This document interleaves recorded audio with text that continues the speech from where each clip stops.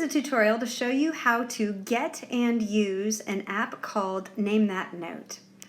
We're going to start by going to your app portal. Now mine is different from yours, so I'm just going to show you the name or the way that this new app looks. It looks like this right here, where my little ball is bouncing. It's called Name That Note, although in the app portal sometimes it says Name the Note. But you're looking for a blue square with a question mark.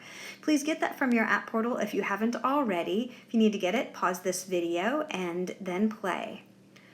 Once you do have Name That Note, we're going to click on the app, and you need to make sure that your settings are marked appropriately before you get started. So first of all, when you open it, it has treble clef, both, and bass clef highlighted in orange. Please change it so that only the treble clef is highlighted. We're going to start with beginner, so that's highlighted in orange. There is a timer that's currently on. You can choose whether you'd like to have that timer or not. To start out with, you might not want to have that timer on, but I will leave that option up to you. Once you have clicked on beginner and made sure that only the treble clef is highlighted in orange, we're going to come down and hit the green play button.